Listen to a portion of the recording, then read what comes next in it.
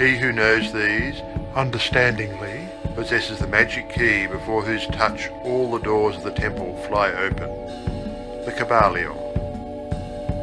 The 7 Hermetic principles upon which the entire Hermetic philosophy is based are as follows. 1. The principle of mentalism. 2. The principle of correspondence. 3. The principle of vibration. 4. The principle of polarity. 5. The principle of rhythm. 6. The principle of cause and effect. 7. The principle of gender. These 7 principles will be discussed and explained as we proceed with these lessons. A short explanation of each, however, may as well be given at this point. 1. The principle of mentalism. The all is mind. The universe is mental. The Kybalion. This principle embodies the truth that all is mind.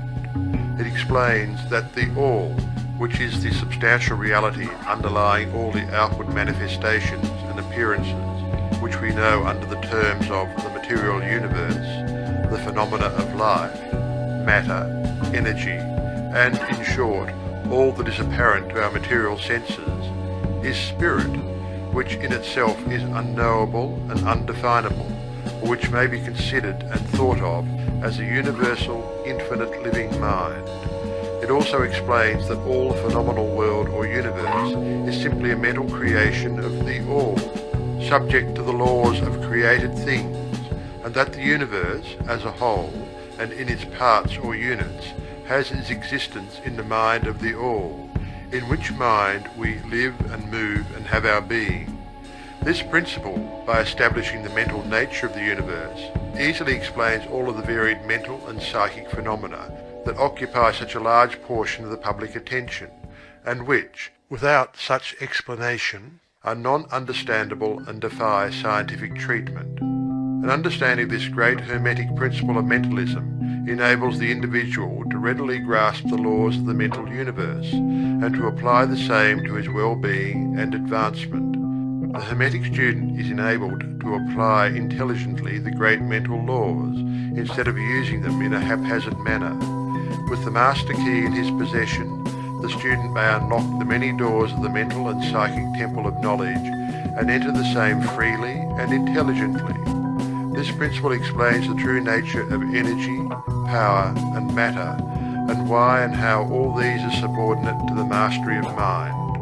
One of the old Hermetic masters wrote long ages ago, "He who grasps the truth of the mental nature of the universe is well advanced on the path to mastery." And these words are as true today as at the time they were first written. Without this master key, mastery is impossible, and the student knocks in vain at the many doors of the temple. 2. The principle of correspondence. As above, so below. As below, so above. The Kybalion. This principle embodies the truth that there is always a correspondence between the laws and phenomena of the various planes of being and life. The old Hermetic axiom ran in these words: as above, so below; as below, so above. And the grasping of this principle gives one the means of solving many a dark paradox and hidden secret of nature. There are planes beyond our knowing, but when we apply the principle of correspondence to them, we are able to understand much that would otherwise be unknowable to us. This principle is of universal application and manifestation on the various planes of the material, mental, and spiritual universe, as it is a universal law. The ancient Hermetists considered this principle as one of the most important mental instruments by which man was able to pry aside the obstacles which hid from view the unknown. Its use even tore aside the veil of Isis to the extent that a glimpse of the face of the goddess might be caught. Just as a knowledge of the principles of geometry enables man to measure distant suns and their movements while seated in his observatory, so a knowledge of the principle of correspondence enables man to reason intelligently from the known to the unknown. Studying the monad, he understands the archangel. 3. The principle of vibration.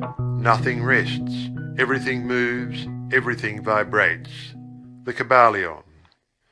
This principle embodies the truth that everything is in motion, everything vibrates, nothing is at rest. Facts which modern science endorses and which each new scientific discovery tends to verify. And yet this Hermetic principle was enunciated thousands of years ago by the masters of ancient Egypt. This principle explains that the differences between different manifestations of matter, energy, mind, and even spirit result largely from varying rates of vibration, from the all, which is pure spirit, down to the grossest form of matter. All is in vibration. The higher the vibration, the higher the position in the scale. The vibration of spirit is at such an infinite rate of intensity and rapidity that it is practically at rest, just as a rapidly moving wheel seems to be motionless. And at the other end of the scale, there are gross forms of matter whose vibrations are so low as to seem at rest. Between these poles, there are millions upon millions of varying degrees of vibration, from corpuscle and electron, atom and molecule, to worlds and universes.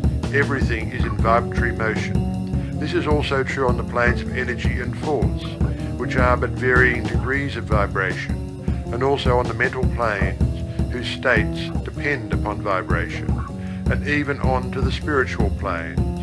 An understanding of this principle, with the appropriate formulas, enables Hermetic students to control their own mental vibrations as well as those of others. The masters also apply this principle to the conquering of natural phenomena in various ways. He who understands the principle of vibration has grasped the scepter of power, says one of the old writers. 4. The principle of polarity.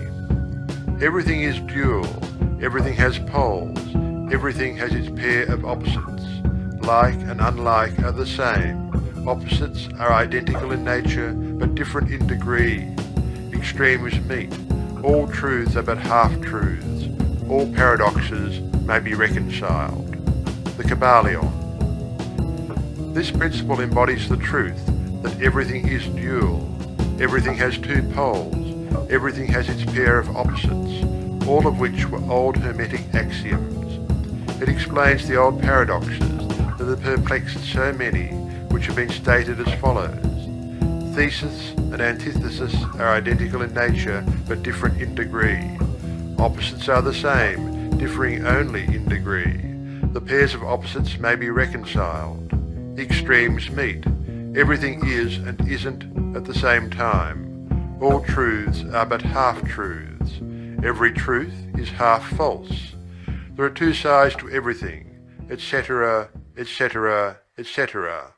It explains that in everything there are two poles, or opposite aspects, and that opposites are really only the two extremes of the same thing, with many varying degrees between them. To illustrate, heat and cold, although opposites, are really the same thing, the differences consisting merely of degrees of the same thing. Look at your thermometer and see if you can discover where heat terminates and cold begins. There is no such thing as absolute heat or absolute cold.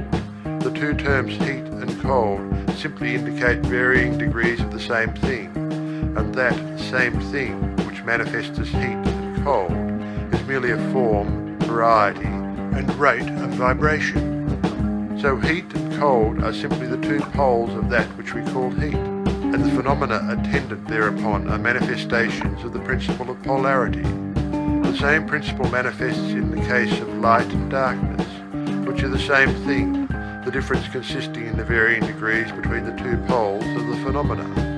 Where does darkness leave off and light begin?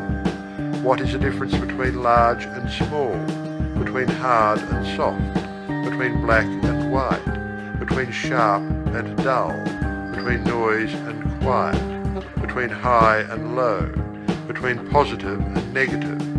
The principle of polarity explains these paradoxes, and no other principle can supersede it. The same principle operates on the mental plane. Let us take a radical and extreme example, that of love and hate, two mental states apparently totally different. Yet there are degrees of hate and degrees of love, and and a middle point in which we use the terms like or dislike, which shade into each other so gradually that sometimes we are at a loss to know whether we like or dislike or neither. And all are simply degrees of the same thing, as you will see if you will but think a moment. And more than this, and considered of more importance by the Hermetists, it is possible to change the vibrations of hate to the vibrations of love in one's own mind and in the minds of others.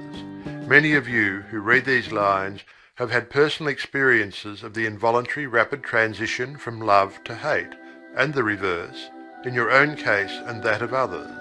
And you will therefore realize the possibility of this being accomplished by the use of the will, by means of the Hermetic formulas. Good and evil are but the poles of the same thing, and the Hermetist understands the art of transmuting evil into good by means of an application of the principle of polarity. In short, the art of polarization becomes a phase of mental alchemy, known and practiced by the ancient and modern Hermetic masters. An understanding of the principle will enable one to change his own polarity as well as that of others, if he will devote the time and study necessary to master the art. 5. The principle of rhythm. Everything flows in and out. Everything has its tides. All things rise and fall. The pendulum swing manifests in everything. The measure of the swing to the right is a measure of the swing to the left. Rhythm compensates. The Kybalion. This principle embodies the truth that in everything there is manifested a measured motion, to and fro, a flow and inflow, a swing backward and forward, a pendulum-like movement, a tide-like ebb and flow, a high tide and low tide, between the two poles which exist in accordance with the principle of polarity described a moment ago. There is always an action and a reaction, an advance and a retreat, a rising and a sinking.